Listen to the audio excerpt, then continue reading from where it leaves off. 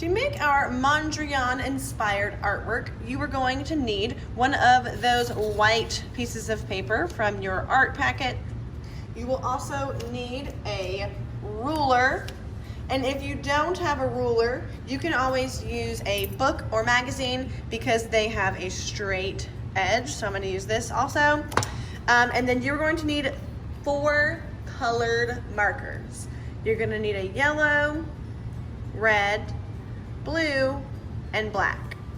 I'm going to be using markers. If you don't have markers, you can do the same exact thing with color pencils or crayons. You just need to make sure you have yellow, red, blue, and black. Earlier in the school year, when we worked on this project, we talked about 2 types of lines. We talked about lines that go up and down, and we talked about lines that go side to side. Do you remember which one is which? Our up and down lines are vertical lines. These go up and down. And our side to side lines are called horizontal lines. We're going to be using vertical and horizontal lines in our artwork today.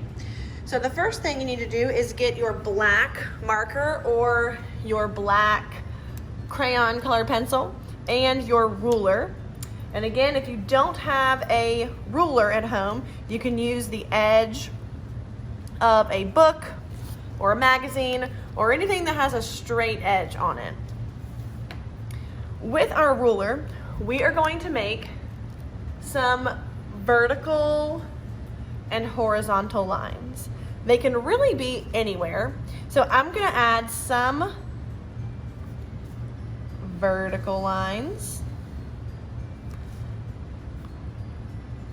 Like I said, these lines can really be anywhere. They can be spaced out. They can be close together. It's totally up to you. You are the artist.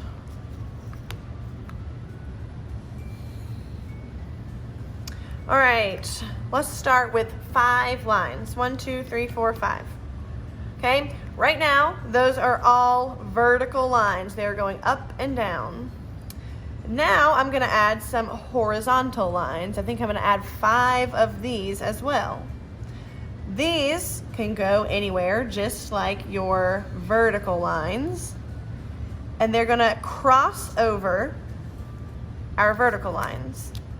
So we want to add 5 of these horizontal lines.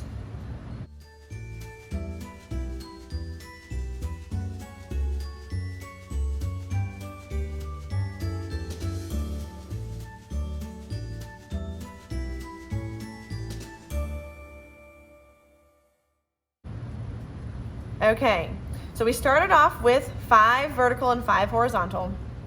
Now what we're going to do is we're going to add a couple more, but we're going to have these next lines that we draw. They're not going to go all the way across our paper, and I'll show you what I mean. So I'm going to do a couple more vertical lines, but when I use my marker against my ruler, I'm going to choose to stop here, instead of having that line continue all the way down. I'm gonna pick a few more places in my artwork to have these lines start and stop. I think here I'm gonna add another vertical line, but I'm gonna start kind of in the middle of my paper here and stop here. So it does not go all the way across my paper. We're gonna add 5 more lines. So 1, 2,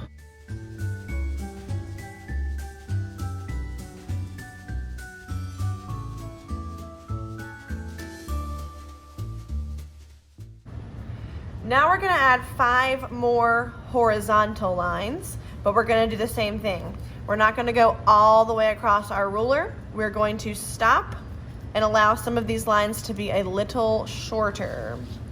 I'm gonna go about here. So notice how I did not go all the way across my paper. I just picked a few spaces to have those lines.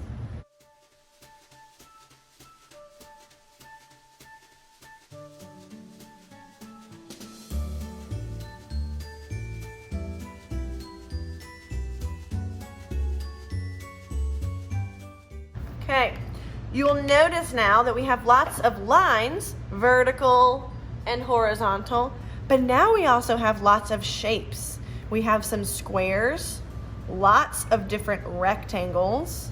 Some are big, some are small, lots of lines and shapes in all kinds of different sizes.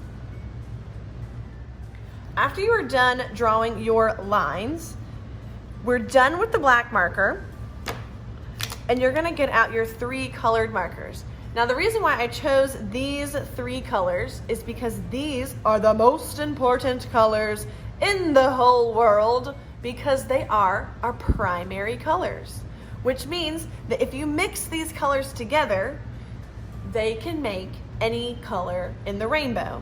So these are some of my favorite colors. And like we saw in Mondrian's artwork, he uses lots of primary colors. So we are going to color in some of these shapes that we made with those lines with primary colors.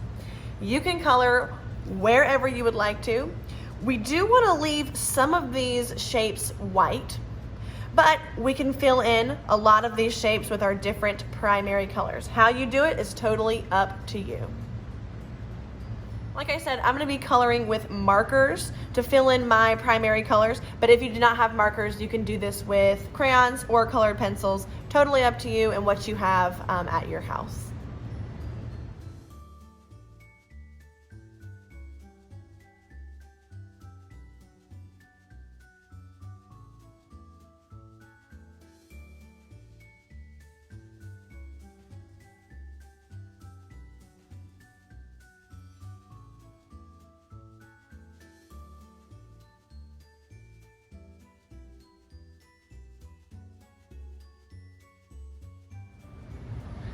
Okay, my friends, so I think I'm actually gonna stop here. I like how I have a lot of white space, but you are free to color as many of these shapes as you would like. Just make sure to leave some white spaces. I'm leaving a lot of white spaces, but if you would like to color more than I did, you are totally welcome to do that as well.